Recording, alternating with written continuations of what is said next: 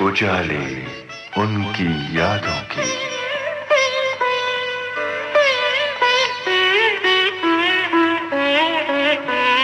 उजाले उनकी यादों की।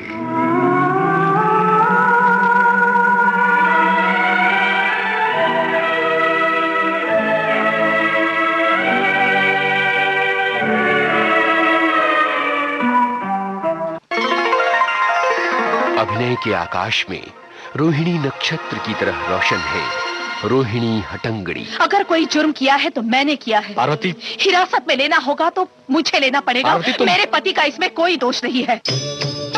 जिनके अभिनय ने फिल्म गांधी में सजीव किया इतिहास को। All right, then go.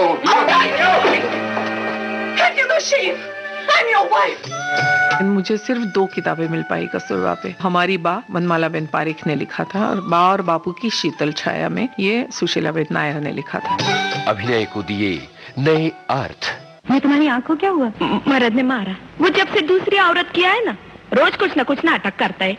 अच्छी म्युनिसिपालिटी की नौकरी थी, दारू के लफड़े में वो भी छूट गई। चुनौतीपूर्ण भूमिकाओं के साथ तय किया संघर्ष का अग्निपथ। पैसों के लिए वो डाके डालता था, कभी कभी वो खून भी कर। आपके बेटे के दुश्मनों ने उस पर गोली चलाई है। गायतोंडे साहब, जिस तरह बुरे का अंत बुरा होता है, उस डाकू का भी अंत बुरा हुआ। रंगमंच, टेलीविजन और फिल्मों की सशक्त अभिनेत्री रोहिणी हटंगड़ी आपसे बांटेंगी अपनी यादें, सारांश में नहीं बल्कि पूरे विस्तार में। 309-3 मीटर्स किंवा 970 किलोहर्ट्ज वर हे आकाशवाणीचं पुणे ब केंद्र आहे। उजाले उनकी यादों के इस कार्यक्रम में रोहिणी हटंगड़ी। उजाले उनकी यादों की।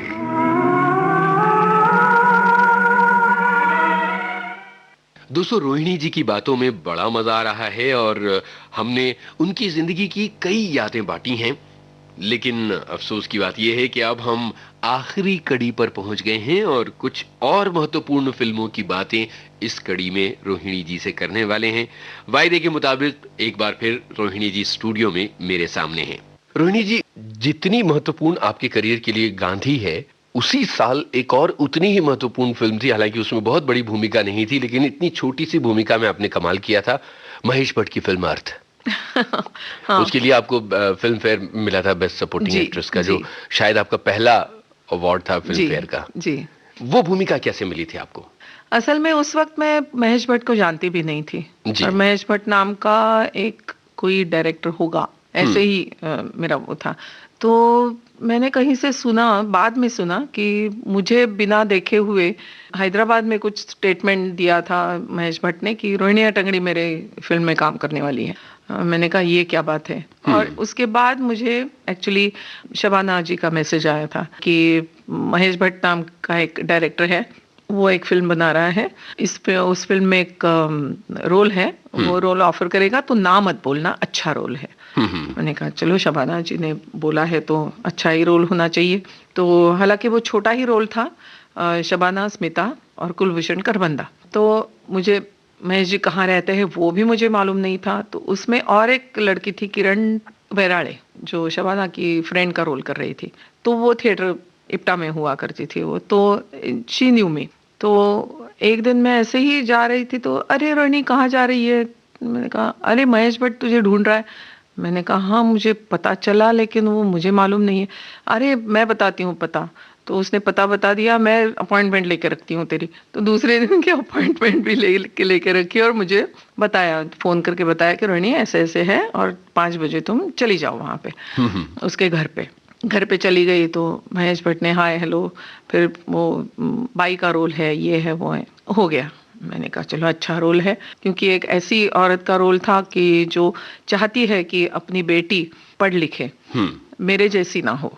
फिर थोड़ा सा आगे जाने के बाद वो थोड़ी सी इन्वॉल्व हो जाती है अपनी मैडम की जिंदगी में और फिर उनको हेल्प कर रही है और उसी वक्त मैडम से भी हेल्प ले रही है कि मेरी बेटी को दाखला दिलवा दीजिए वगैरह। और उसके बाद अपने हस्बैंड का वो खून करती है, उसको मार डालती है, क्योंकि उसने चोरी की होती है। अपनी बेटी के लिए जो पैसा इसने इकट्ठा किया है उस पे हाथ मारता है वो, इसलिए वो उसके हाथ से वो खून हो जाता है। ऐसा फिर आगे जाके वो स्टोरी है कि वो बच्ची मैडम की जिंदगी का एक हिस्सा बन जाती है जब मैं जेल में जाती हूँ। ऐसे अल्टीमेटली वो वहां पे खत्म होती है फिल्म।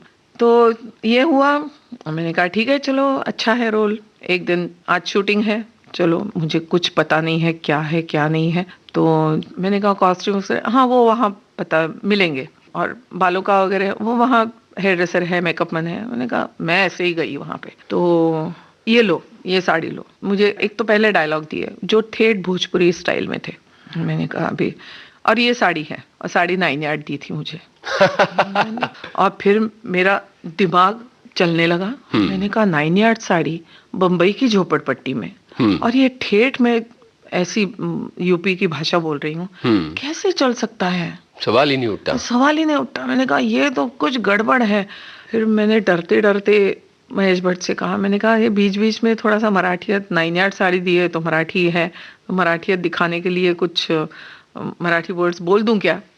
हाँ हाँ बोल दो ऐसे बोला था। मैंने कहा अब इसमें आगोबाई और ठेठ यूपियन कैसे हो सकता है? फिर मैंने फिर थोड़ा सा धाड़स बांध के मैंने कहा, वो एडी से मैंने बात की। मैंने कहा, और एडी मराठी था, हरीश करके था।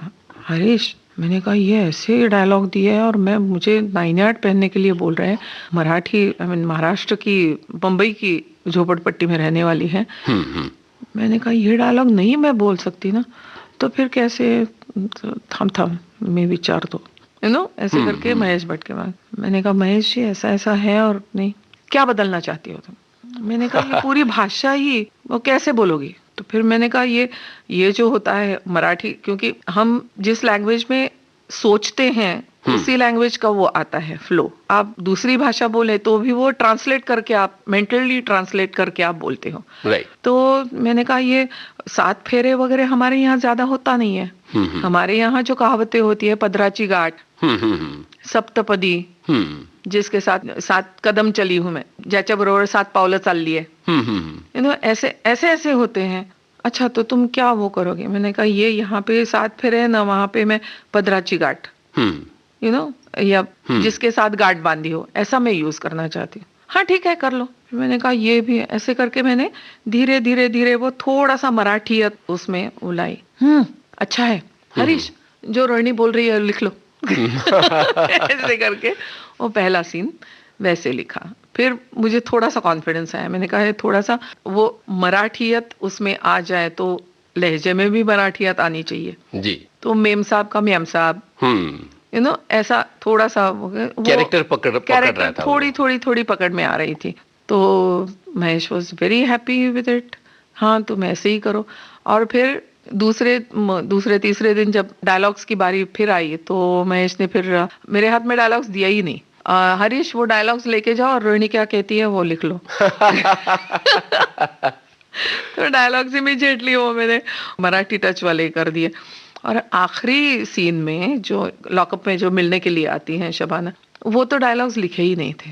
ओहो, वहां तक पहुंचते ये नौबत आ गई। पहुंचते नहीं रोहिणी इसके डायलॉग्स नहीं लिखे, तुम बोलो जो बोल। मैंने कहा महेश बोलो जो बोलना है, क्या वो लेखक मारेगा मुझे?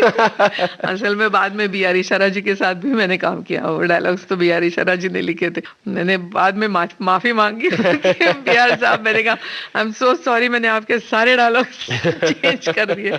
हाँ रोहिणी कोई बात नहीं बोलने लगे जी। लेकिन ये ऐसे वो थोड़ी सी डेवलप हुई। और दूसरी बात उसमें मुझे अच्छी लगी जो, क्योंकि हम जैसे इंस्पिरेशन लेते हैं, मेरे बचपन में हमारे साथ जो मेरे घर पे जो मेड काम करने आती थी, तो उसकी बेटी मेरे ही स्कूल में मुझसे 2 डिविजन्स पीछे थी, 2 कक्षाएं पीछे थी। और मेरी माँ मेरे सारे जो मुझे पूरे आते नहीं थे कपड़े, यूनिफॉर्म वगैरह, वो उसको पास ऑन करती थी। मेरी किताबें 1 साल वैसे ही रख के दूसरे साल उसको पास ऑन करती थी जी। तो ये मैंने देखा था, तो इसलिए इतनी क्लोज टू हार्ट लगी मुझे वो कैरेक्टर कि मैंने कहा ये तो मैंने देखी हुई है। वाह वाह। तो उसका जो इंस्पिरेशन है, उसकी जो कमिटमेंट है जीवन के प्रति कि मेरी बेटी को मुझे पढ़ाना है, वो मैंने खुद ने देखा था। तो वो मैं ज्यादा अच्छी तरह से पहचान पाई उसमें, ऐसे मैं सोचती हूँ। और फिर शांताबाई करके उनका नाम था, विमल करके उनकी बेटी थी जो जिनकी बात मैं कर रही हूँ। तो विमल तो बाद में खैर वो अच्छी तरह से पढ़ाई की, उसने मॉन्टेसरी का कोर्स भी किया और वो नौकरी वगैरह अच्छी नौकरी कर रही थी बाद में, ऐसे मुझे पता चला। एनीवे, तो ये सारी बातें हुई, तो कहीं पे वो क्लोज टू माय हार्ट थी।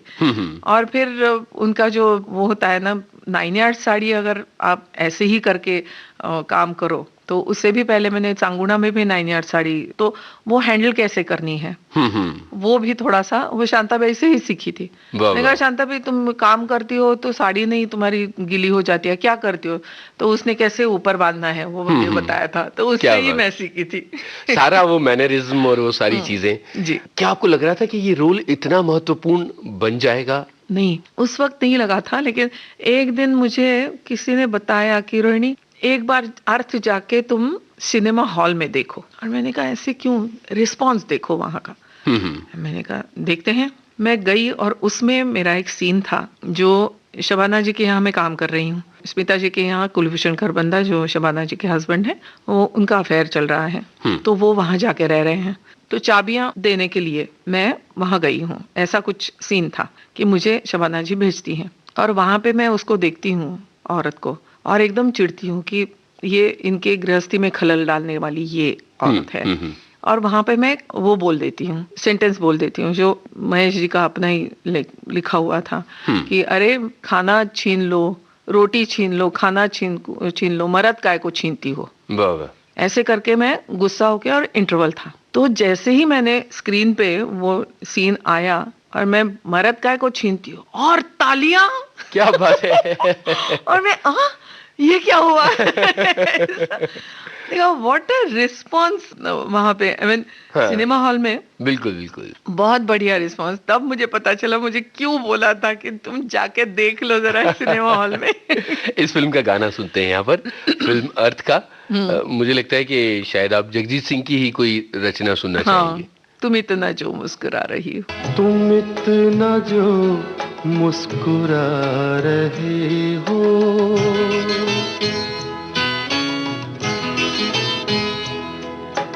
तुम इतना जो मुस्कुरा रहे हो, क्या गम है जिसको छुपा रहे हो, क्या गम है जिसको छुपा रहे हो, तुम इतना जो मुस्कुरा रहे हो।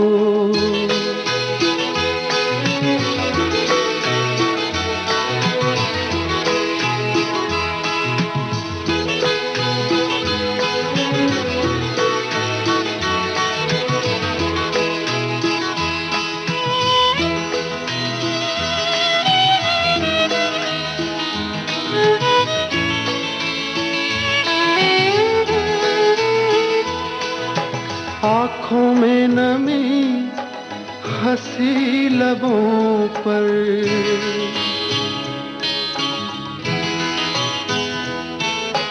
आँखों में नमी हंसी लबों पर, क्या हाल है क्या दिखा रहे हो,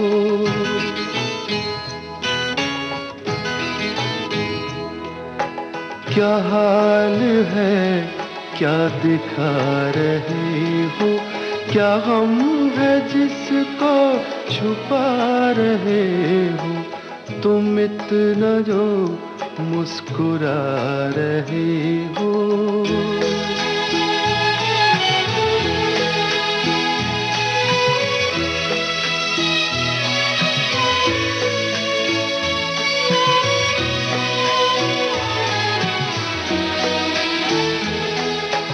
बन जाएंगे जहर पीते पीते,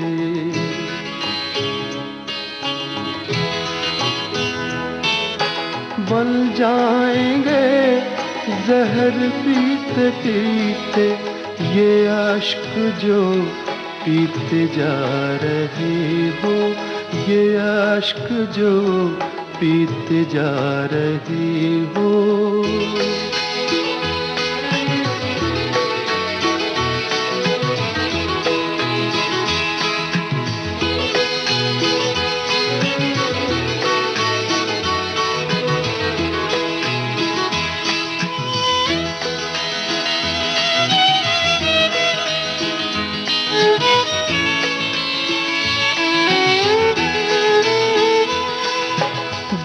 जख्मों को वक्त भर चला है,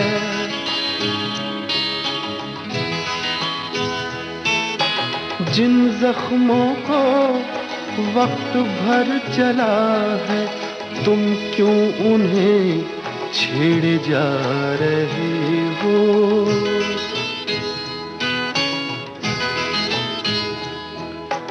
तुम क्यों उन्हें छेड़े जा रहे हो? क्या गम है जिसको छुपा रहे हो?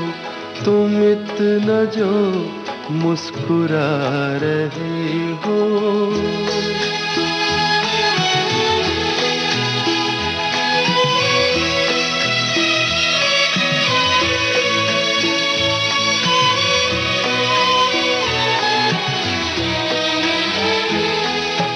रेखाओं का खेल है मुकद्दर,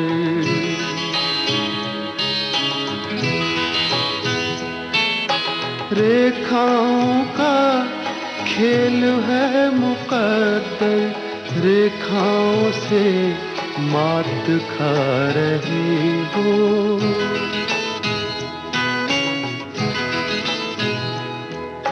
रेखाओं से मात खा रही हो। क्या गम है जिसको छुपा रहे हो? तुम इतना जो मुस्कुरा रहे हो। क्या गम है जिसको छुपा रहे हो? रोहिणी जी, इतनी सारी आपकी फिल्में हैं, लेकिन ये जो प्रोग्राम है इसमें हम कुछ महत्वपूर्ण फिल्मों की बातें कर रहे हैं। मुझे लगता है कि अर्थ के बाद अगर जिस फिल्म की बात की जानी चाहिए वो है फिल्म सारांश। जी, एक बार फिर महेश भट्ट ही। हाँ, और एकदम अलग तरह की भूमिका हुआ। हाँ, असल में सारांश के वक्त क्या हुआ, अर्थ तो मैंने कर ली जी। बाद में महेश ने कहा कि रोहिणी और एक फिल्म है, I want you to do that role. तो उसने कहा और फिर मुझे कहा कि उसमें ऐसे ऐसी बुढ़िया का रोल करना है। तब तक मैं उकता गई थी क्योंकि सारे मुझे रोल बुढ़ी के ही आ रहे थे। मैंने कहा महेश तुम भी ऐसे करके, मैंने नहीं रोहिणी तुम सुन लो, कहानी सुन लो और फिर मुझे बताओ। मैंने कहा ओके। तो कहानी उसने मुझे बताई और मुझे बहुत अच्छी लगी।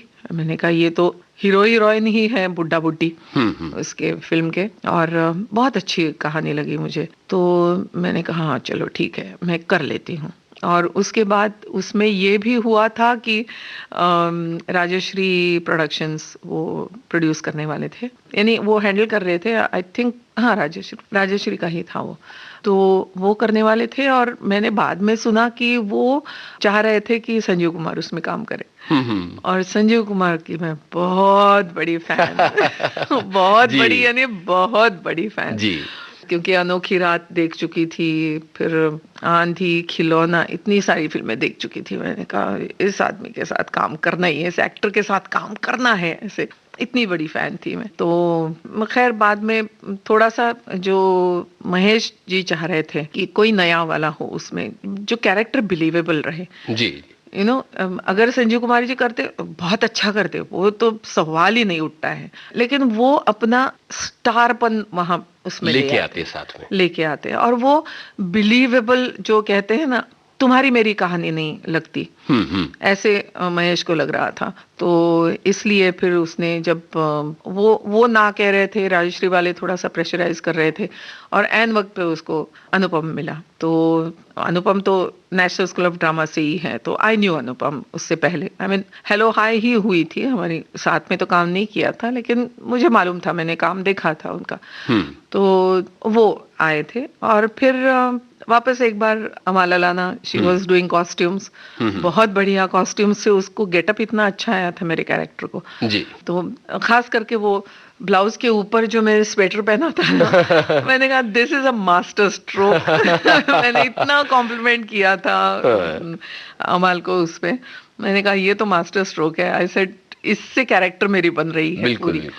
एक बार फिर वो भट्टी जमती है ना, वैसे जम गई थी। और फिर मदन जैन और सोनी राजदान, वो दोनों थे। मदन तो हमने थिएटर में साथ काम किया था उससे पहले। सोनी के साथ भी मैंने पार्टी नाम की फिल्म की थी। तो वो पहचान वाले ही सब थे। तो एक जुनून सा सर पे था और एवरीडे शूट चल रही थी। मुझे लगता है हमने 4 जनवरी शुरू की थी हमारी शूटिंग, और हम 4 अप्रैल को हम शूटिंग खत्म कर चुके थे। वाह वाह। 3 महीने लगातार काम करके बहुत बढ़िया से। और अदीप टंडन उस cameraman, it was the works. इतना मजा आया था, बहुत मजा आया था। और ये होता था कि कोई स्टार नहीं था उसमें, मैं स्टार नहीं था, तो उसकी वजह से हम सजेस्ट भी करते थे। एक दूसरे के शॉट्स पे हम खड़े रहते थे, वहां पे बैठते थे कि ये शॉट दे रहा है, फिर सजेशंस देते थे, अनुपम ऐसा करो, रोहिणी ऐसा करो, ऐसे करके। तो ये होता था कि बहुत बढ़िया सजेशन लगी तो इमीडिएटली 5 रुपया। वाह वाह। ऐसे कितने पैसे हमने जमा किए थे। अरे 5 रुपया बन रहा है रोहिणी तुम्हारा, अरे अनुपम 5 रुपया बन रहा है तुम्हारा। वाह वाह। ऐसे करके तो ऐसा जुनून था हमारा, क्या बात है, सर पे। और उसकी एक मुझे बात आज भी याद है, यानी सिर्फ हम एक्टर्स नहीं लेकिन टेक्नीशियंस भी इतने इन्वॉल्व हुए थे उसमें। जो आखिर वाला सीन है जहाँ पे सुजाता घर छोड़ के जाती है, उसको ये भगा देते हैं कि जाओ तुम यहाँ से निकल जाओ प्रधान साहब। तो वो जा रही है ये मुझे पता नहीं है, और वो कहते हैं कि तुम चुपचाप चली जाओ, क्योंकि ये सोच रही है कि तुम्हारा बच्चा वो इनका ही बच्चा पुनर्जन्म लेने वाला है वगैरह, ये मैं नहीं चाहता हूँ। ऐसा करके वो चुपचाप जाने को बोलते हैं, और वो कहती है कि नहीं, ताई से मिले बिना मैं नहीं जाऊंगी वगैरह। तो उसके बाद वो सुजाता जाते जाते जो वहां से लेके वो बाहर सुबह अर्ली मॉर्निंग बाहर निकलते हैं, वो सारा जो सीन था वो शुरू करना था। अब बज रहे थे 8, शिफ्ट थी 9 बजे तक की, और मैक्सिमम 10 बजे तक खींच सकते थे, 2 to 10 की शिफ्ट। तो अभी कितना काम होगा, अभी तो यहाँ तक ही होगा, अभी क्या करते हैं रोहिणी, कल शुरू करते हैं। मैंने कहा हाँ शुरू करते हैं। फिर मैंने कहा ये तो खलल तो आ ही जाएगी, नहीं फिर ऐसा करते हैं कि कल शुरू करते हैं काम, और जब तक सीन खत्म नहीं हो रुकते नहीं है। मैंने कहा देखो आई एम गेम, टेक्नीशियंस का देख लो। सबको सेट पे बुलाया, सारे टेक्नीशियंस को, light boys, spot boys, makeup, hair, यानी वर्क, सबको बुलाया और कहा कि ऐसे ऐसे हाल, ये लास्ट सीन है और हम चाहते हैं कि ये पूरा एक ही गो में हो, टूट के फिर घर जाके वापस आना, फिर वो पूरा हाँ, टूटता है, फ्लो जाता है। तो is everybody ready? Everybody was ready. क्या बात है। तो उन्होंने कहा चलो ठीक है, फिर अभी पैकअप करते हैं और कल सुबह 9 बजे आके ये सीन शुरू करके जब तक सीन नहीं होगा हम पैकअप नहीं करेंगे, चलेगा। दूसरे दिन सीन शुरू हुआ, सीन शुरू खत्म होते होते होते होते सुबह के 4 बज गए। ओहो। किसी ने हूं कच्चू नहीं किया। वाह वाह। और वो सीन जैसे ही खत्म हुआ, माय गॉड, इट वाज हाश ऐसे हुआ, एवरीबॉडी वाज सो हैप्पी। इतना बढ़िया वो सीन आया है। जी जी। लेकिन उसके लिए ना ये जुनून सिर्फ तभी होता है जब आप एक यूनिट की तरह काम करना चाहते हो, और वो यूनिट हमको मिला था। क्या बात है, क्या बात है। मैं पूछ सकता हूँ ये सब क्या हो रहा है? सप्रेशन ऑफ इमोरल ट्रैफिक के तहत इस लड़की को नारी निकेतन रिमांड होम भेजा जाएगा और आपको नाजायज धंधा करवाने के जुर्म में गिरफ्तार किया जाता है। Abetting and adding prostitution. What nonsense. ये भी कोई चाल है? तुम किसी भी हालत में सुजाता को अपने से दूर नहीं होने देना, समझे? इंस्पेक्टर, आपसे भूल हुई है। ये घर मेरे नाम है, अगर कोई जुर्म किया है तो मैंने किया है। पार्वती, हिरासत में लेना होगा तो मुझे लेना पड़ेगा। मेरे पति का इसमें कोई दोष नहीं है। ये क्या कोई बात? रोहिणी जी, फिल्म चालबाज में एक बड़ी अलग तरह की भूमिका आपने निभाई थी, जो आपके दर्शकों और हमारे श्रोताओं ने हमेशा इस भूमिका को याद रखा है। ये कैसे हुआ था पंकज पाराशर की? असल में पंकज के साथ मैं चालबाज, ये तीसरा मौका था उनके साथ काम करने का। जी। उन्होंने पहली सीरियल जो की थी करमचंद, उसमें मैंने एक एपिसोड किया था, चौथा एपिसोड था वो। अच्छा। और वो चौथा एपिसोड बिल्कुल करमचंद जैसा नहीं था, कुछ अलग था। अलग यानी उसमें मर्डर शर्डर कुछ नहीं था। उसमें ये था कि उनकी पेपर्स आउट हो रहे हैं और वो सोर्स ढूंढना है। और मैंने जो भूमिका की थी उस एपिसोड में, it was like a grown up baby. और जो शुद्ध हिंदी में बात करती है, और वो ultimately at the end of the episode वो करमचंद के प्यार में पड़ती। ऐसे कॉमेडी एपिसोड था वो। तो वो करने में बड़ा मजा आया। उसके बाद फिर पंकज ने जब और एक फिल्म करनी चाहिए, उनकी दूसरी फिल्म जलवा, जलवा में उन्होंने मुझे रोल ऑफर किया था। तो वो खलनायक की मोल का था रोल, तो उसमें भी मजा आया। गोवा में जाके बहुत अलग तरह का वो भी बहुत अलग तरीके का, तो उसमें भी थोड़ा सा यानी इम्प्रोवाइज करने का उनका जो तरीका होता है उसमें। रानी तुम सिगरेट पीती हो? मैंने कहा नहीं, सिगरेट नहीं पीती मैं, लेकिन स्क्रीन पे पीना अच्छा भी नहीं लगेगा ना, तो ऐसा करते हैं ना, तुम स्टाइल मारो सिगरेट की। मैंने कहा मैं स्टाइल से सिगरेट पी सकती हूँ, तो ऐसा करो सिगरेट जलाओ मत, लेकिन हाथ में रखो। ऐसे करके वो उसमें वो थोड़ा सा हमने इम्प्रोवाइज किया था। और फिर जलवा में ही अपने खलनायक के घर पे हम जाते हैं, तो जाते जाते एक डेड बॉडी दिखती है, और जाते जाते मैं ऐसे क्रॉस करती हूँ और ऐसे छोड़ देती हूँ। वो भी एन वक्त पे हुआ था। क्या बात क्योंकि है? वो क्रॉस किस तरफ से करते हैं मुझे पता नहीं। तो मैंने ऐसे करके, मैंने क्रॉस यहाँ से करते हैं या यहाँ से करते हैं, लेफ्ट टू राइट या राइट टू लेफ्ट, जाने दो ना, ऐसे करके मैं चली गई थी। वो भी पूरा इम्प्रोवाइज था, है ना। तो ही लाइक्ड इट। और थोड़ा सा बाद में जब वो चालबाज कर रहे थे, तो उन्होंने कहा रानी और एक करना है, इसमें तुम फ्रीक आउट हो जाओ। मैंने कहा फ्रीक आउट हो जाओ यानी पंक स्टाइल करो। पंक यानी क्या? वो नहीं, कुछ एकदम से अलग चाहिए। मैंने कहा ओके। तो फिर मैं अपनी होमवर्क में लग गई। मैंने कहा कौन सी हेयर स्टाइल अच्छी लगेगी, क्या लगेगा, बहुत सारी हेयर स्टाइल देखी। अच्छा ऐसी हेयर स्टाइल चाहिए जो या तो विग बने या तो 15 मिनट में हो जाए। वो करके करके फिर एक ड्रेस मैंने सिलवा ली, वो भी अजीब सी ऐसी ड्रेस थी। तो एक दिन मैंने फिर उनको बोला, मैंने कहा पंकज आज मैं ट्रायल लेने वाली हूँ, तो आप हाँ कितने बजे आ जाऊँ? मैंने कहा 12 साढ़े 12 बजे मैं फ़ोन करती हूँ, जैसे ही तैयार हो जाती हूँ आप, क्योंकि वो भी बैंड्रा में रहते थे उस वक्त, आ जाओ फिर डिस्कस करते हैं। तो घर पे मेरे मेकअप मैन और हेयर ड्रेसर को बुलाया, तैयार वगैरह हुए, वो स्टाइल वगैरह करके आए। तो रोहिणी ये बालों में थोड़ा और लाल हो सकता है। पंकज अब बस ये भी किया है, ये भी एक्सेप्ट करना लोगों को बहुत मुश्किल हो जाएगा। आप और भी पिंक और रेड की बात कर रहे हो। तो खैर वहां तक की बात हुई। और फिर जैसे इम्प्रोवाइज करते हैं वैसे वो एक फेमस जो मेरे मेकअप का सीन है, उन्होंने कहा कि फनी मेकअप कुछ करके आ जाओ। तो फनीएस्ट क्या कर सकते हैं ना, पता नहीं चल रहा था मुझे। तो मैंने अपनी तरफ से फनी मेकअप करके चली गई। नहीं रोहिणी और इससे भी ज्यादा चाहिए कुछ वगैरह ऐसा कहने लगे। तो श्रीदेवी वहां पे थी। मे आई ट्राई? हाँ बिल्कुल, जो भी है करो। फनी मेकअप करना है तो करो। तो अल्टीमेटली श्रीदेवी ने वो मेकअप किया मेरा, सच्ची उसने किया था। क्या बात। तो फिर उसको अच्छा लगा। पंकज ने बोला हाँ ये सही है, ये सही है। तो फिर वैसा फिर फोटोग्राफ लेके फिर रीटेक दूसरे दिन जो होना था वो मेरे मेकअप मैन ने कर लिया। अच्छा खैर ये वो सीन हुआ, ये जानी ये चाकू है वगैरह वो सीन हो गया। उसके बाद मैं अनुपम जी के पास आती हूँ और वो डर जाते हैं और धो के आओ बोलते हैं, वहां तक ही था। अब मैं धोने चली गई, वो धोने का शॉट था, और धोते धोते ऐसे ही जैसे मैंने कहा ना इम्प्रोवाइज करते हैं, वैसे देख के फिर चिल्लाना वो इम्प्रोवाइज था। तो मास्टर स्ट्रोक था। मैंने कहा यार यहाँ पे चिल्लाती हूँ, हम धोने का भी शॉट लेते हैं और मैं ही डर जाती हूँ। आईने में देख के। तो हमने वो एन वक्त पे ही शॉट वो डिसाइड किया और वो ले भी लिया। वाह वाह। इस फिल्म का सबसे मशहूर गाना था किसी के हाथ ना आएगी ये लड़की। या तो हमारा जो गाना है, आपका वाला जो गाना है, हाँ वो बजाते हैं। हाँ वो बजाते हैं। ठीक है। गड़बड़ हो गई। गड़बड़ हो गई, सीटी बज गई।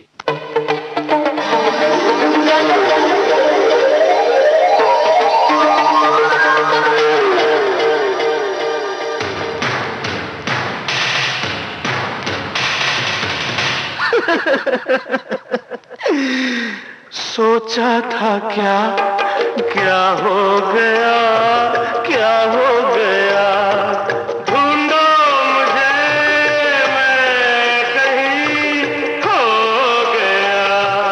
मैं भी कहीं खो गई, तिनक धिन तिनक धिन तिनक धिन धिन तिनक धिन। अरे गड़बड़ हो गई, अरे छुट्टी हो गई, अरे गड़बड़ हो गई, अरे सीटी बच गई।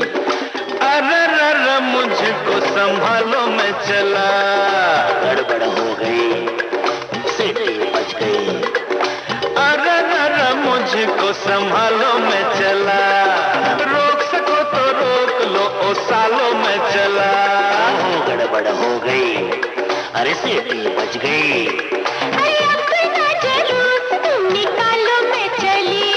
अरे कहाँ चली तू, अरे लौट के आजा, अरे रुक जा पगली, वो गड़बड़ हो गई।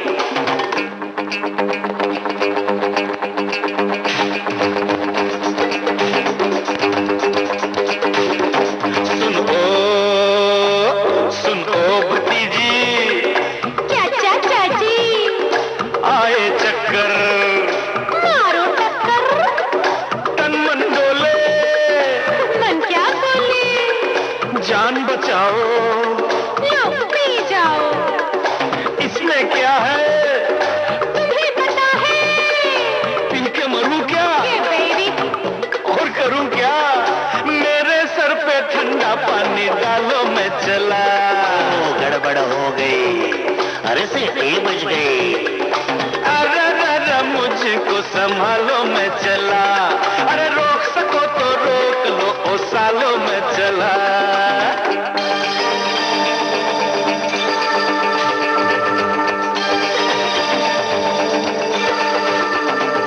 धरती घूमे अंबर झूमे, हो गया घपला, बच गया तबला, लग गई हिचकी,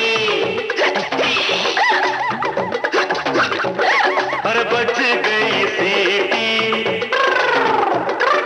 जोश में आ, करो होश में आ।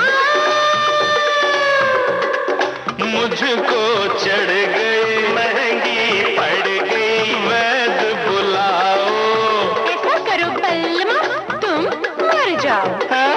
राम का लो नाम दुनिया वालों में चला। गड़बड़ हो गई, अरे छुट्टी हो गई।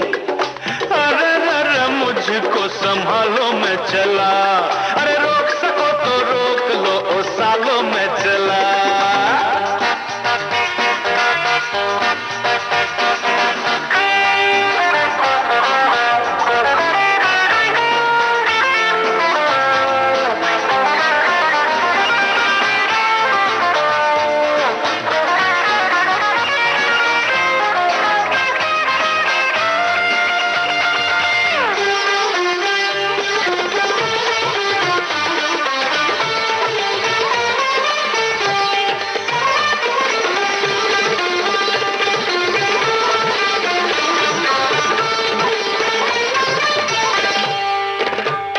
अरे गिर गया झंडा, रह गया डंडा, अरे हो गया ठंडा। मुर्गी का अंडा, दौड़े टट्टू घूमे लट्टू, भंग की गोली आगे बोली, तीन पलासी हो उदासी, शाम की बेला, पंछी अकेला, और मजनू छैला, मर गई लैला, भूल भुलैया, खटखटिया, अरे प्रेमी पागल, आज नहीं कल, ताश का पत्ता, ओ चौल फूल तोता। देखो ये तमाशा देखने वालों में चली। ओहो गड़बड़ हो गई, अरे सीटी बज गई। अरे अरे मुझको संभालो मैं चला, अरे रोक सको तो रोक लो ओ सालो मैं चला। गड़बड़ हो गई, अरे सीटी बज गई। अग्निपथ, बताइए, ये आपकी करियर की एक और बड़ी महत्वपूर्ण भूमिका, और जहां तक मुझे लगता है अमिताभ के साथ आपने शहंशाह और अग्निपथ 2 फिल्में की। हाँ। इस भूमिका के बारे में बताइए। असल में ये जो फिल्म लेके आए थे यश जौहर, उनको पहले से हम हाय हेलो के तौर पे हम जानते थे, लेकिन मेरे ख्याल में उनको ऐसे लग रहा था कि मैं इसको थोड़ा सा न्याय दे पाऊंगी, इसलिए उन्होंने मुझे कांटेक्ट कर लिया। और करेंगी क्या, कहाँ करेंगे, तो थोड़ा सा एप्रीहेंसिव थी मैं इसके बारे में, क्योंकि तब जो अमिताभ जी की फिल्में आती थी वो अमिताभ बच्चन, हीरोइन और खलनायक, ये 3 ही दिखते थे, बाकी कोई दिखता ही नहीं था। बिल्कुल। तो थोड़ा सा एप्रीहेंसिव थी। तो मुकुल आनंद के साथ जो मीटिंग की और उन्होंने मुझे बताना शुरू किया स्टोरी, सिर्फ इंटरवल तक मुझे स्टोरी बताई, तो आई वॉज वेरी इम्प्रेस्ड। मैंने कहा मुकुल जी, मैं कबूल करूंगी कि आज तक मैं ये सोचती थी कि अमिताभ जी की फिल्में यानी 3 ही कैरेक्टर्स होते हैं, बाकी कोई दिखता नहीं है, लेकिन इसमें I can see each and everybody different character wise.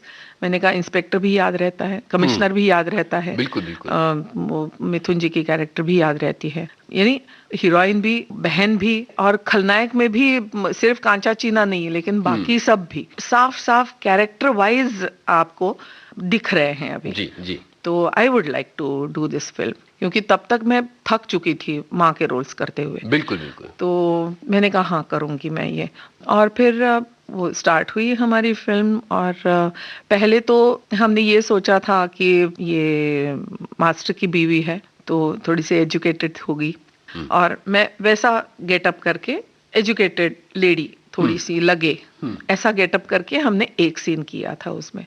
वो जब देखा तो पता नहीं उनको क्या फील हुआ, मेरे पास फोन आया यश जी का कि रणि जी आप एडिटिंग रूम आ सकते हैं। मैंने कहा क्या हुआ? तो नहीं, आप आके ज़रा देख लीजिए, हमको थोड़ा सा लुक्स के बारे में डिस्कस करना है। मैंने कहा ऑफ कोर्स मैं आ जाती हूँ। तो मैं गई और वहाँ पे देखा तो ये लुक हम चेंज करना चाहते हैं। मैंने कहा चलेगा। तो उन्होंने कहा ऐसा ऐसा है, और बीच में पहले जो बचपन का जो वो है वो अंग्रेजों के ज़माने का है, और बाद में बीच में वो मिला है आपको, I mean, वो स्टोरी जो जाती है बिल्कुल बिल्कुल, वो बीच में इंडिपेंडेंस मिला है और बाद में अभी वो इंडिपेंडेंट इंडिया है। तो ये थोड़ा सा हम दिखाना चाहते हैं। मैंने कहा फिर वो खादी में होना चाहिए, तो ऐसे हमारा डिस्कस हुआ। उनके दिमाग में तो थोड़ी सी कस्तूरबा की भी इमेज थी। मैंने कहा मुझे करने में कोई प्रॉब्लम नहीं है, लेकिन कस्तूरबा है और वो लुक आपको चाहिए ये मत बोलिए, मुझे आप उसका जस्टिफिकेशन दे दीजिए। बिल्कुल बिल्कुल। तो ये जस्टिफाई हुआ कि वो कहीं ना कहीं इंडिपेंडेंस में होंगी, और इसलिए वो प्रिंसिपल्ड होंगी, और इसलिए बाद में वो बेटे को कह सकेगी कि हाँ अपने हाथ धो ले। क्या बात है, वाह वाह। ये थोड़ा सा वो जस्टिफिकेशन जब मिला तो आसान काम हो गया, कैरेक्टर भी डीप हो गया, कैरेक्टर भी डीप हो गया, और फिर वो भी खुश हो गए, कुछ तो वो मिला। मैंने कहा देखिए ये मुझे अगर जस्टिफिकेशन मिला है तो मुझे कैरेक्टर करने में आसानी रहेगी। तो फिर वो लुक पूरा हमने चेंज किया कि थोड़ी सी बाहें थोड़ी बड़ी, और खादी आ गई, चश्मा आ गया, डिशेल्ड लुक, यानी मेरे बाल बिल्कुल सजे सवरे ऐसे नहीं थे। मैं याद है मुझे पहली बार जब तैयार होके वो साड़ी वाड़ी पहन ली, चश्मा पहन लिया, और मुकुल आनंद के पास सामने जाके खड़ी हो गई। मैंने कहा मुकुल जी ये है, ऐसे मेरे बालों में हाथ डाला, यू ऐसे किया, पूरे शफल कर दिए। हाँ अब ठीक है। नहीं इतना सजा सवरा मुझे नहीं चाहिए, थोड़ा सा तो यानी थोड़ी सी लटे बाहर आई हुई ऐसी थोड़ी सी, उनको तो कैरेक्टर मिलती है उसको। तो वो सारा कर लिया, और फिर वो जो सीन था अपने हाथ धोले, वो तो बहुत ही बढ़िया सीन, हिंदी सिनेमा के बहुत स्ट्रॉन्ग सीन्स की जब गिनती की जाएगी तो वहां आएगा। लेकिन यहाँ ना एक मुझे लगता है कई बार शायद आपसे पूछा भी गया होगा ये सवाल कि आपके दर्जे की एक्ट्रेस को जब अमिताभ बच्चन के सामने खड़ा किया गया तो किसको ज्यादा चिंता हो रही थी? वो नहीं मालूम मुझे सच्ची नहीं मालूम, क्योंकि थोड़ा सा लाइटर वेन में ही जा रहे हैं। तो बता देती हूँ, शहनशाह में मैंने इससे पहले उनके साथ काम किया था, तो इसमें थोड़ी सी आसानी थी मुझे काम करने के लिए। लेकिन जब पहली बार मैं शहनशाह में काम कर रही थी तो मेरा पहला दिन था, और गाना वो चल रहा था जहाँ पे वो अपनी बहन को सता रहे हैं गाने में कि तुम्हारा हस्बैंड ये है, तुम्हारा हस्बैंड वो है करके। तो वो थोड़ा सा वो लावारिस का गाना है ना, उस तरीके का कुछ गाना था। तो पहले एक स्ट्रांजा मेरे ख्याल में हुआ जहाँ पे किचन में वो आते हैं दोनों भाई बहन, और मुझे हाथ में एक थाली पकड़ा देते हैं, और अमित जी ने पूरा काला किया है मुंह अपना, और वो ऐसे ऐसे देख के फिर वो गाना वगैरह ऐसे चल रहा था वो। और मेरे दिमाग में वही, मैंने कहा इतना अच्छा एक्टर है आदमी और क्या कर रहा है, इतना अच्छा एक्टर है क्या कर रहा है ना, वो होता है ना एक एज रोहिणी अटंगड़ी मैं सोच रही थी, तो दिमाग में वही चल रहा था और मैं कर रही थी। खैर लंच हुआ, लंच के बाद वो गाना फिर से होने वाला था और उस वक्त वो कुछ अजीब सा रूप, यानी आवारा जैसी ऊंची पैंट, स्लीव हाथ से बड़ी स्लीव और वियर्ड टाइप का कॉस्ट्यूम पहन के अचानक वो, मैं और सुप्रिया पाठक हम दोनों आराम कर रहे थे अपने रूम में, तो सडनली रूम का दरवाजा खुलता है, अमित जी ऐसे खड़े हैं ये देखिए सुप्रिया जी मेरा क्या कर रखा है इन लोगों ने ऐसे, और मैं ऐसे देख रही थी और आपके दिमाग में जो होता है वही आता है ना अचानक सा। और अचानक मेरी तरफ वो मुड़ के बोले रोहिणी जी आप क्या कहती हैं, तो मैंने पता नहीं मेरे मुंह से निकल गया, मैंने कहा well what you did in Lawaris after that, नहीं बोली मैं और चुप, एकदम चुप बैठ गई, वो भी कुछ नहीं बोले, अबाउट टर्न चले गए वहां से। और मैं यहाँ पे मैंने कहा सुप्रिया मैंने ये क्या कह दिया, और मैं सर पकड़ के बैठ गई, मैंने कहा अभी है, अभी सेट पे जाके मुझे कुछ सुनना है कुछ ये बोलने वाले हैं। और फिर मैं मन ही मन, यानी उन्होंने ये बोला तो मैं ये बोलूंगी कि इतने अच्छे आप एक्टर हैं और फिर भी आप कर रहे हो, मुझे अच्छा नहीं लगा इसलिए मैंने ये बोला, तो as a fan of yours, as a co-artist of yours मुझे बोलने का अधिकार है वगैरह वगैरह वगैरह, पूरी तैयारी रिहर्सल कर रही थी पूरी मन ही मन। और फिर बुलावा आ गया शॉट के लिए, मैंने सांस ली और सेट पे चली गई, और मैं बताऊं इतना रिलैक्स थे वो, जो मैंने लंच से पहले थोड़ा सा ऐसे तनाव ऐसे नहीं, लेकिन फर्स्ट टाइम का जो होता है वो बिल्कुल चला गया था। He was so relaxed, he didn't say anything, he didn't pass any comment, whatever I had said, कुछ नहीं है, very relaxed and it made me relaxed. बहुत सही है। यानी बाद में शायद वो कभी एक बाद में 3-4 डेज जाने के बाद कभी कहा उन्होंने, नहीं आप तो एक्सपेरिमेंटल वाले हैं ना वगैरह ऐसे करके कुछ कमेंट पास कर दिया था, लेकिन फिर भी it was, he was very relaxed. तो as an actor he is wonderful to work with. और उन्होंने जो अपने आप पे जो लास्ट वाला जो सीन है अग्निपथ का, तो वो एक तरह से लिखा हुआ था, और उन्होंने बोला ये गोली लगी है जिस आदमी को, जो आदमी गिर पड़ रहा है, जो बाद में जाके अपने घर पे जाके वो मरेगा, जो लास्ट मोमेंट्स है उसमें एक सूत्र में वो कुछ बोलेगा, बोल नहीं पाएगा, बोल नहीं पाएगा। तो मैंने ये कर लिया है। तो वो सीन करने से एक दिन पहले हम 5 लोग, हम सेट पे पैकअप के बाद फ्रेश वगैरह हुए, बाद में वापस गाड़ी हमें लेने के लिए आ गई थी, और अमित जी, मैं, हम दोनों एक्टर, कैमरामैन प्रवीण भट्ट, मुकुल जी और यश जी, हम 5 लोग वहां थे, और वो सीन डिस्कस किया गया कि कहाँ से कैसे आएंगे और क्या, मैंने ब्लॉक, मेंटली ब्लॉक कर लिया कि यहाँ से उठाएगा विजय अपनी माँ को, और माँ को खींचते खींचते खींचते खींचते अपने घर तक ले आएगा, वहां पे बिठाएगा और उसके गोद में सर रख के फिर ही विल डाई। वो जो पूरा जो सफर है, तो उसमें कुछ यहाँ से थोड़ा सा, यहाँ से थोड़ा सा, यहाँ से थोड़ा सा, ऐसे, तो उन्होंने कैसे कैसे मैं बोलूंगा वो उन्होंने वर्कआउट करके लाया था। क्या बात है अमित जी ने। वाह वाह वाह। और फिर मुझे पूछा गया कि फिर आप क्या बोलेंगी, मैंने कहा मैं कुछ बोल ही नहीं पाऊंगी। अब जो अपना बेटा है जिसने ये सारा सब कुछ छोड़ दिया है, पहले सीन था कि ये सब छोड़ दिया है, तभी तो वो गणेश जी की मूर्ति हाथ में देती हैं, और उसके बाद ही ये सब क्लाइमैक्स शुरू होता है। तो वो छोड़ दिया था, तो अपना बेटा करके उन्होंने अगर वो किया था, तो उसके मन में आएगा मैं अब क्या बोलूं, राइट, इसके ऊपर कुछ बोल ही नहीं सकती है, वो डम फोल्डेड होगी। तो उन्होंने कहा नहीं, सिर्फ हम एक ही चाहते हैं कि आप बोलिए मेरा बेटा गुंडा नहीं था। मैंने कहा वो एक ही सेंटेंस में बोलूंगी, बाकी मैं बोल ही नहीं सकती हूँ कुछ। वाह वाह वाह। यू नो, तो ऐसे वर्कआउट करके वो सीन किया था। तो इसलिए मेरे ख्याल में दैट फिल्म, जो एक बार मैंने अमित जी से पूछा था ड्यूरिंग द फिल्म, कभी हम इकट्ठा बैठे हुए थे, नीचे शॉट चल रहा था, मैंने सिर्फ उनको पूछा था, मैंने कहा मैंने शहंशाह में भी आपके साथ काम किया है, और यहाँ पे ऐसे लग रहा है कि आप कुछ यू आर एक्सपेक्टिंग समथिंग। तो बोले हाँ, मैं एक्सपेक्ट यही कर रहा हूँ कि जो कुर्सी में रिलैक्स होके जो प्रेक्षक देख रहा है वो सिर्फ थोड़ा सा तन के बैठ जाए और मेरी फिल्म देखे। बहुत बढ़िया। तो ये मैं चाहता हूँ, because Shahenshah was fun film, so I approached it like that. क्या बात, लेकिन क्या ये फिल्म वैसी नहीं है, ये अलग किस्म की है। तो एक कलाकार का हर फिल्म के लिए अलग अलग एक्सपेक्टेशन होती है या अप्रोच होता है, वो उनमें दिखा मुझे। एंड बाद में जो सारी फिल्में आ गई उनकी, तो वो तो हर फिल्म में दिखता है कि he is in the film.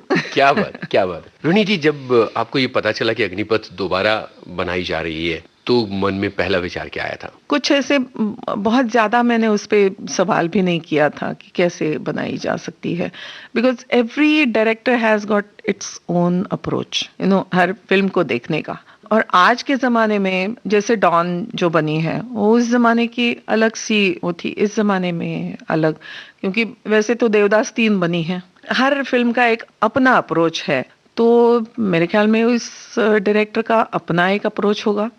तो देखते हैं, क्योंकि नाटक में ये संभव है, फिल्म में बहुत कम संभव है, लेकिन अगर ऐसे होता है तो लेट अस सी क्या होता है। ये भी थोड़ा सा उसमें था, क्योंकि हर जमाने में सेंसिबिलिटीज बदलती हैं लोगों की। जो संहिता, जो नाटक की संहिता मैं बोल रही हूँ, क्योंकि मैं नाटक से जुड़ी हूँ, 50 साल पहले वाली संहिता है, या समझे आप सबको मालूम है, मराठी के तो बहुत ज्यादा लेखक मालूम नहीं होंगे सबको, लेकिन जैसे शेक्सपियर जो 70 साल पहले हुआ था, उसका अलग अलग वर्जन्स करके लगातार अलग वर्जन्स हुए हैं उनके। और तभी तो शेक्सपियर अलग अलग जमाने में अलग अलग लाइट में देखा गया है। क्या बात है। यू नो, अगर ये संहिता एक है लेकिन उसके रूप अनेक हैं, जैसे बाकायदा राजाओं के कॉस्ट्यूम में भी किया है और जीन पैंट्स पे भी किया है बिल्कुल, लोगों ने। बिल्कुल। उसकी फिल्म भी बनी है, फिल्म अलग अलग तरीके से बनी है, वो मॉडर्नाइज करके भी शेक्सपियर को किया है। बिल्कुल, यू नो, हर एक का इंटरप्रिटेशन। लेकिन वहाँ थिएटर में ये होता है, संहिता एक होती है और सिनेमा की सेंसिबिलिटी बहुत सिनेमा डिफरेंट है। का और तरीका है। अगर वो उतना ही पैसा वो करके अगर कर सकते हैं, अगर अलग तरीके से कुछ कर सकते हैं सेम, तो क्यों नहीं। तो अगर एक्सपेरिमेंट कोई करना चाहता है तो इट्स वेलकम। रोहिणी जी, हिंदी और मराठी सीरियलों में आपने भरपूर काम किया है और घर घर में आप जानी पहचानी गई हैं इन भूमिकाओं के लिए जी। इस बारे में कुछ कहिए। टीवी तो वैसे थोड़ा सा देर से ही आया, लेकिन जो पहली दूसरी टीवी सीरियल कहते हैं, खानदान नाम की सीरियल, और खानदान के वक्त मेरे ख्याल में हम लोग भी सीरियल थी। जी जी। तो उस जमाने में से मैं टीवी सीरियल में काम करती आई हूँ, तो काफी सारी टीवी सीरियल्स भी हो गई हैं। टीवी सीरियल का थोड़ा सा मामला ये होता है कि लोगों के हाथ में रिमोट होता है, जी। उठ के चले जा सकते हैं जी। तो इसलिए थोड़ा सा उसमें डटे रहना या इंटरेस्टिंग करना बहुत बड़ी चुनौती होती है। तो ऐसी चुनौतियां मेरे ख्याल में मेरी एक मराठी सीरियल है और वो इतना जाना पहचाना सा नाम हुआ है, 4 दिवस सासू से। वो एक सीरियल है जो काफी सराही, लेकिन मामला ये होता है, मैं हमेशा ये सोचती थी कि ये इतनी सक्सेसफुल कैसे बनी जी, क्योंकि वो सीरियल चल ही रही है और उसके बीच में मैंने हिंदी की 10-12 सीरियल्स और करके वो बंद भी हो गई, निपटा दिया है। तो ऐसा क्या है इस सीरियल में, ऐसा मैं सोचती हूँ। तो मुझे एक अच्छा खासा उत्तर मिला था उसका कि हम कहीं पे जा रहे थे, एक किसी होटल में चाय पीने के लिए रुके हुए थे बम्बई के बाहर। तो एक फैमिली वहां थी, यानी दादा दादी, बहू और छोटे बच्चे, ऐसे पूरी फैमिली थी वहां पे। और वो आके कहने लगे, हम आपकी देखते हैं 4 दिवस सासू से, बहुत अच्छी सीरियल लगती है, ये है वो है, काफी उन्होंने। लेकिन उस आदमी ने एक और बात कही कि आप जानते हैं हम क्यों ये सीरियल देखते हैं। तो मुझे उसका तो उत्तर चाहिए ही था। तो कहते हैं कि आपकी सीरियल में हमेशा सत्य की जय होती है। क्या बात है, वाह वाह वाह। तो मैं सोचने पे मजबूर हो गई, मैंने कहा सत्य की जय, यानी जो हमारा जो कुटुंब है, हमारा जो हमारी फैमिली है, देशमुख फैमिली, उसमें सब कुछ है, वो इकट्ठे रहते हैं सब कुछ, यानी जॉइंट फैमिली जैसा है जिसमें झगड़े होते हैं, फिर इकट्ठा आते हैं, फिर झगड़े होते हैं, फिर इकट्ठा आते हैं, यू नो, ये जो है। और एक प्रिंसिपल पे चल रही है फैमिली पूरी, यानी वो उस प्रिंसिपल को पकड़ के चाहे जितना भी दुख झेलना पड़े हम दुख झेल रहे हैं। तो ये सारा जो देख रहे हैं वो थोड़ा सा स्वप्नरंजन भी लगता है, लेकिन वो चाहिए होता है लोगों को। सही बात। तो शायद वो इस सीरियल का सक्सेस हो। और दूसरा, चैनल इसमें बहुत ज्यादा हैंडलिंग नहीं करते हैं। चैनल ये नहीं बोलता है कि ये न करो ये करो, तो शायद वो आजादी भी मायने, वो आजादी भी थोड़ी सी मायने।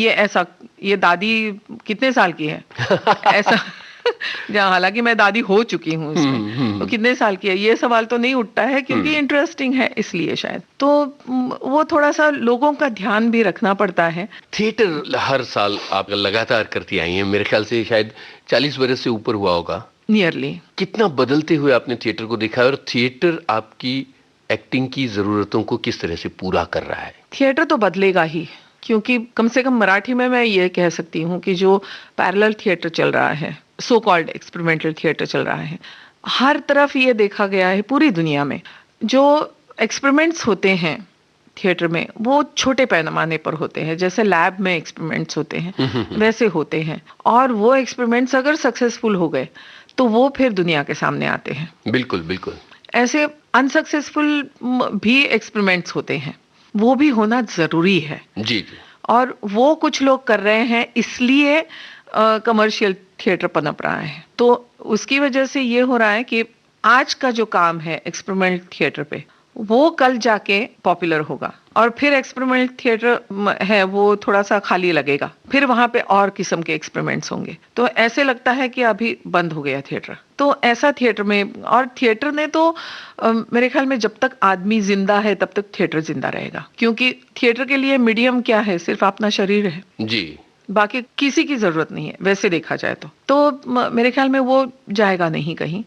और ये बदलाव जो आता है, जो हमने एज अ स्ट्रगलर किया था, वो अभी खुलेआम एक्सेप्ट हो रहा है। जैसे कहते हैं कि फ्लैट्स पे सीन्स होते थे, या फ्लैट सीन्स में, और जो सिंबॉलिक सेटिंग होता था वो सिर्फ एक्सपेरिमेंटल पे होता था, वो अभी सिंबॉलिक सेटिंग अब एक्सेप्ट करने लगे। जी जी।